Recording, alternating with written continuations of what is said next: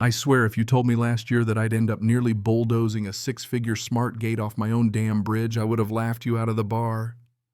But that's where life puts you sometimes, right in the middle of your own land, staring at a sign that says you don't belong. So here's how it started. Picture this. I'm bone tired, smell like truck cab and bad coffee, just wanting a shower in my own bed. The sky's all streaked with orange and purple. Pine Creek is mumbling down in the valley. I've been gone 3 days conference about bridge repairs, bunch of county engineers pretending to care, you know the type.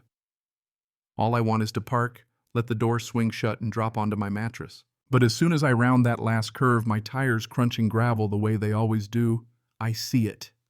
Big, shiny steel gate arm locked across the start of my bridge. New sign too, bright letters, private HOA property, access restricted, my name's nowhere. First thing that goes through my head, someone's got the wrong guy and they're about to find out just how wrong. Second thing, maybe I'm on some reality show, someone's gonna jump out yelling surprise. But there's nobody. Just the chirp of bugs and my engine grumbling. So I climb out and give the gate a knock. Solid. Electric for sure. There's a box underneath with a signal module. They didn't cheap out whoever did this. I take a breath, reach in the glove box for my folder. Yeah, I'm that guy, still keeps papers, land records, the works. There it is, 60 acres, my name, my bridge. All legal surveyed taxes paid since before most folks around here were born. I look at my phone. GPS says I'm right where I should be, still Milo's land, still the same bridge my granddad built in '74, the same bridge I poured $6,000 into 10 years back. No back road, no alternate trail. Just this bridge now blocked by a gate I didn't ask for. And you sitting there listening, maybe you're thinking, call somebody. Well, I did. Pulled up the HOA number from their shiny website, dialed. Voicemail, of course. I leave a message, try to keep it polite. This is Milo Haynes. You're trespassing. Take your gate off my bridge before I call the sheriff. Maybe a touch of edge in my voice, but who could blame me? 10 minutes later, my phone rings. It's her. If you've dealt with HO, as you know, the type voice sharp enough to slice granite. Mr. Haynes, she says, the gate's under HOA Resolution 38C. The bridge is now a community asset. You need a resident code. I laugh loud, bitter. Are you out of your mind? That's not your bridge, never was. You can't vote yourself someone else's land. Well, she says, cold as snow, the board decided. And if I so much as touch her precious gate, she'll call the cops, claim I'm tampering with infrastructure. So I do what any ticked-off land-owning American would do. I call the sheriff. He shows up, Deputy Hendricks, good guy, not thrilled to be dragged into HOA drama. I show him everything, title maps, old photos, receipts. He rubs his jaw, says it's above his pay grade, but he'll file a report. Might take a judge to sort this mess out, he says. I end up sleeping in my truck that night, wrapped in a fleece blanket, watching that smug gate blink red all through the dark. My own house sitting empty on the other side of the creek, just out of reach. Morning comes. My back's a pretzel. Still first light, I'm up. Drive to the county office, plop down all my documents for a woman who looks like she's heard too many crazy stories before noon. I see her eyes change when she realizes I'm not nuts, I've been blockaded from my home. She stamps my report, gives me a case number and the card of an investigator, Russell Dinar. Now, I'm not a patient man, so on the way home I stop at the rental yard. An hour later I'm back at the bridge, but this time I'm the one dropping barriers. Concrete steel enough to make the HOA's shiny gate look like a kid's toy. Only I leave a panel I can open myself. Irony, right? If they want siege warfare, let's do siege warfare. By sundown, the shortcut's gone. Timberview Ridge is cut off. The calls start the next morning. One guy, David, yells at me because now he's got to drive the long way to drop his kids at school. It's not community access, I tell him. It's my damn bridge. He splutters, says that's not what Karen told everyone. For a second, I almost feel bad. Almost. Then Karen calls all icy again. You've obstructed a shared thoroughfare. I tell her I'm protecting my land and that her gate's coming down soon. She sighs like I'm a child refusing bedtime. Says if I keep it up, she'll escalate. Try me, I say, and hang up. Next, I call the sheriff again. He and another deputy check the new barriers, nod, take pictures, say they'll let the county handle it. That night, someone eggs my warning sign. Kids or grown adults I don't even know anymore. But after 3 days, something smells off. The county's quiet, too quiet. Then a manila envelope shows up, no return address. Inside a map. It's fancy, official looking. My bridge labeled as Historic Community Access 12B. A red line loops around the north end of my property. According to this fiction, Timberview Ridge, HOA, has annexed my bridge and a strip of land. Now here's the twist. I drive into town, track down Russell the investigator. He's younger than I thought, nervous as a cat in a thunderstorm. "Where'd you get this?" he asks, staring at the map. "Not from us. The county files haven't been updated in a decade." He checks his computer, and sure enough, the HOA filed a rezoning application last month, snuck in an overlay, claimed there was an easement for my grandfather. Attached a memo, totally fake. My granddad barely read the newspaper, let alone signed an easement. Russell prints everything for me. I walk out with a folder of lies and my blood pressure through the roof. That night I call Bill, my lawyer, an old buddy. He hates HOAs more than I do. He and his paralegal Tanya dig through public records, and what do they find? Not just the fraud, but the HO as budget. There's a bridge rehabilitation initiative, 150 grand. And guess who's getting the contract? Karen's nephew, a hack with a warehouse full of scrap lumber and traffic cones. It's not just about control anymore.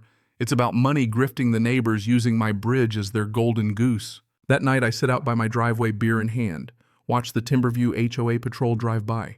Real slow. See the barriers and keep rolling. I raise my bottle, cheers neighbor. Didn't sleep much. Next morning, folder in hand, I march into the district attorney's office. Young prosecutor Briggs looks through everything. He frowns, mutters about fraud, fake signatures, missing notaries. "This is either a prank or a felony," he says. "Can it be both?" I ask. He almost smiles. He says they'll go after Karen for fraud, document falsification, and maybe more. If they misused HOA money, it gets even uglier. And wouldn't you know it, later that day, a neighbor texts me a photo, two men in vests unpacking tools by my bridge. One's holding a concrete saw, the other's got a polo with the nephew's company logo. I grab my keys, peel out. When I show up, I don't even waste time. "You're trespassing," I say. "Show your contract to the sheriff." I call 911 on speaker. They clear out before the deputy shows. That night, Russell calls. We pulled the logs. HOA files were uploaded from a proxy email. We're escalating.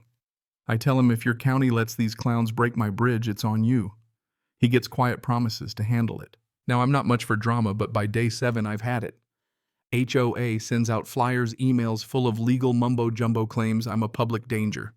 Meanwhile, residents keep showing up, honking at the barrier like I'm supposed to roll it away with magic. Karen's emails get more unhinged. So I do what anyone sick of nonsense would do. I rent an excavator. Not a toy, one of those beasts that drinks diesel like water and makes the ground shudder. I call the sheriff, tell him what I'm about to do. He shows up, arms crossed, ready to watch the fireworks. Word gets around. Karen screeches up in her BMW, red folder in hand, trying to order me to stop. I tell her, save it for trial, and climb into the cab. Crowd starts forming, neighbors, HOA folks from town who love a show.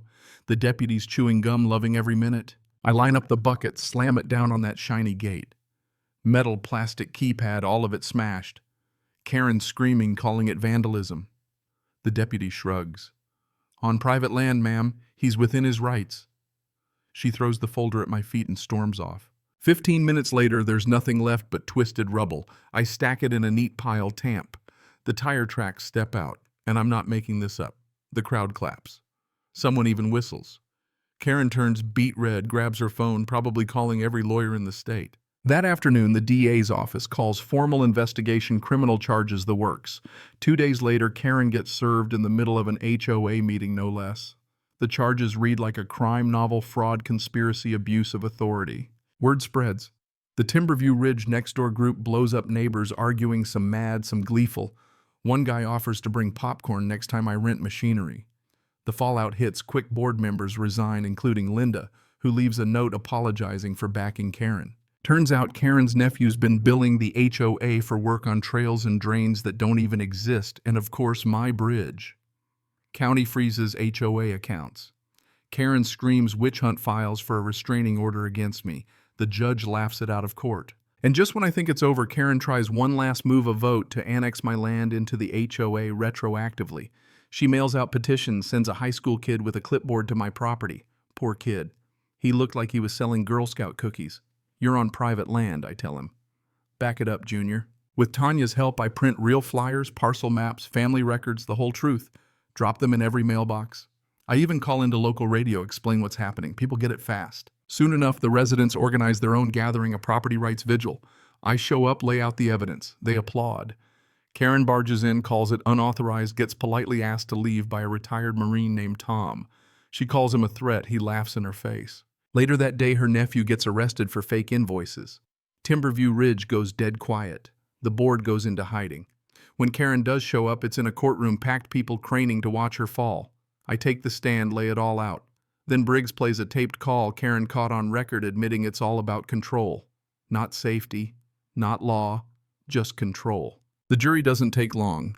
Guilty on all counts. Karen gets 12 years, no parole for 8. Nephew gets 9, has to pay it all back. A treasurer gets a fine that would make your teeth hurt. As Karen's led away, she glares, no apology, just poison in her eyes. I don't blink. Afterward, I walk out past reporters, past gawkers, get in my truck and drive home over my bridge. My bridge. A week later, Timberview Ridge is a ghost town, no HOA patrols, no threat letters, no chirpy newsletters. Most of the boards quit, the county's taken over. There's an auction. I watch as the Timberview sign gets peeled off the clubhouse. Somebody buys it to turn into an animal shelter, fitting honestly. I walk the land with the new trustee, double-check every marker, register my bridge under a designation so ironclad you'd need a federal warrant to touch it. The county sends me an apology and a check enough to cover my lawyer repairs and emotional distress. That part makes me laugh. I wasn't distressed, I was pissed, then vindicated. I build a second bridge. Just for me. Coated gate steel rails, more paperwork than a missile silo. Lesson learned, sometimes fences keep the peace in more than they keep trouble out. 6 months pass. Pine Creek sounds cleaner. The new bridge stands strong. There's a sign, private bridge, hoof-free zone. Trespassers will be reported and ridiculed. People laugh. That's the point. Karen's name isn't spoken here anymore. Her house sold at a loss. HOA dissolved by resident vote. No more dues, no more fines, just neighbors trying to get by. Some folks drop by to thank me. Some are awkward, apologetic. David Ewing brings a six-pack. We share it in silence. The county posts a notice, HOA accounts liquidated, assets auctioned. Residents get some money back. The whole system crumbles. I keep a folder now, court rulings, land records, 1 page from the DAHOA Resolution 38C, fraudulent. That's all it takes. People say this will be studied in law school someday. Maybe. I'm just glad I didn't roll over. Didn't let someone slap their brand on what I built. I fought smart, fought clean, and I built something stronger because of it. If there's a moral here, and I'm not preaching, just telling you straight, it's that sometimes when someone comes after what's yours, the right thing is to fight. Not for pride, but for peace. For what you know is right, even if nobody's watching. Now, most mornings I walk the trail, check the new bridge, breathe easy. There's no one measuring my grass or slipping new bylaws under my door.